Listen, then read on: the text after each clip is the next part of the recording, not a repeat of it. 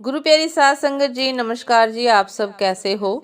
आशा करती हूँ बाबा जी के श्री चरणों में अरदास करती हूँ कि मालिक की कृपा से, निरंकार दातार की मेहरबानी से आप सब बहुत खुश होंगे, मौज बहार में होंगे और अवश्य ही भजन सिमरन में होंगे। साध संगत जी, मैं हाजिर हूँ आज आप सभी से एक बहुत ही खूबसूरत साखी साझा करने के लिए। उम्मीद करती हूँ ये साखी आप सभी को बहुत पसंद आएगी। तो साथ संगत जी, चलिए आइए समय न गवाते हुए शुरू करते हैं जी। साथ संगत जी, एक रानी का हीरो का हार एक बाज आया और झपट्टा मारकर उड़ा ले गया। उसे लेकर एक पेड़ पर जा बैठा और खाने की कोशिश करने लगा। हीरे तो कठोर होते हैं। उसने चोंच मारा तो दर्द से कर्रा उठा। उसे समझ में आ गया कि यह उसके काम की चीज नहीं। वह हार को उसी पेड़ पर लटकता छोड़कर उड़ गया। रानी को वह हार बहुत प्यारा था। उसने राजा से कह दिया कि हार का तुरंत पता लगवाइए। राजा ने कहा कि दूसरा हार बनवा देगा, लेकिन उसने जिद पकड़ ली कि उसे वही हार चाहिए। इसलिए राजा ने सारे सैनिकों को हार खोजने पर लगा दिया और यहाँ तक कह दिया कि जो भी वह हार खोज निकालेगा उसे वह आधे राज्य का अधिकारी बना देगा। अब तो होड़ लग गई। राजा के अधिकारी और प्रजा सब आधे राज्य के लालच में हार ढूंढने लगे। अचानक वह हार किसी को एक गंदे नाले में दिखा। राज्य के लोभ में एक सिपाही उसे निकालने कूद गया। उसने बहुत हाथ पांव मारा पर हार नहीं मिला। कई और सिपाही, यहाँ तक कि सेनापति भी कूदे, लेकिन उन्हें भी वह हार नहीं मिला। इस तरह वहां बहुत लोग एकत्रित हो गए और हार निकालने की कोशिश करने लगे, लेकिन वह हार किसी को भी नहीं मिला। इतने में राजा को खबर लगी।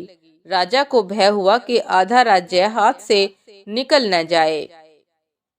साध संगत जी, इसलिए उसने सोचा कि क्यों ना मैं ही उसे वहां जाकर स्वयं निकाल लूं। इसलिए वह भी वहां पहुंचकर कूद गया, परंतु और उसे भी हार नहीं मिला। तभी एक संत उधर से गुजर रहे थे।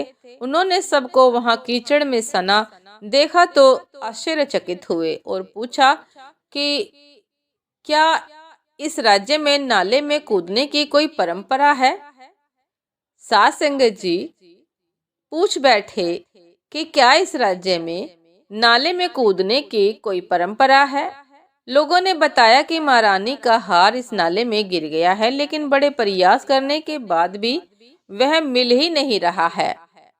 संत हंसने लगे और बोले कि आप उस हार को गलत जगह ढूंढ रहे हैं, क्योंकि वह हार इस नाली में नहीं बल्कि इस नाली के ऊपर पेड़ की टहनी पर लटका है। नीचे नाली में तो केवल उसकी परछाई दिख रही है।